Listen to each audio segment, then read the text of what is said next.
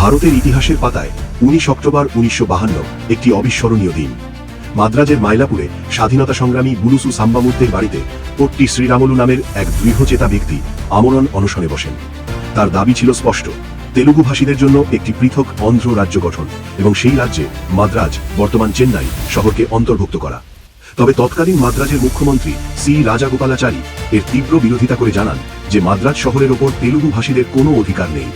এই মন্তব্য লক্ষ লক্ষ তেলুগু মানুষের আত্মসম্মানে আঘাত হানে, কারণ তারা বিশ্বাস করতেন মাদ্রাজ শহরের উন্নয়নে তাদের বড় অবদান রয়েছে। শ্রীরামলুর এই অনশন কেবল একটি রাজনৈতিক দাবি নয়, বরং তেলুগু জাতির পরিচয় ও আত্মসম্মানের লড়াইয়ে পরিণত হয়। দিন গড়াতে থাকে, অনশন 50 দিন পার হয়ে যায়।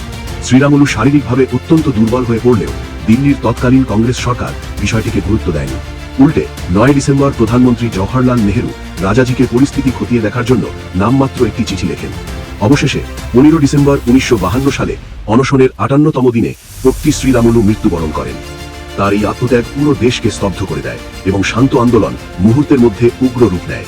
প্রবল গণবিক্ষোভের চাপে পড়ে মাত্র 3 দিন পর 19 ডিসেম্বর 1952 সালে সংসদে অন্ধ্র রাজ্য গঠনের আনুষ্ঠানিক ঘোষণা করতে বাধ্য হয় সরকার। এই ঘটনায় বিরোধী দলনেতা শ্যামাপ্রসাদ মুখোপাধ্যায় কংগ্রেস সরকারের তীব্র সমালোচনা করেন। তিনি মনে করিয়ে দেন যে 1929 সালে যতীন দাসের মৃত্যুর পর নেহেরু ইংরেজদের নিষ্ঠুর বলেছিলেন। তিনি রোমের উদাহরণ টেনে বলেন, যখন রোম জ্বলছিল নীরও তখন বাঁশি বাজাচ্ছিল, আর যখন শ্রীরামলু মৃত্যুর মুখে দাঁড়িয়ে তখন নেহেরু সরকার মৌন ছিল।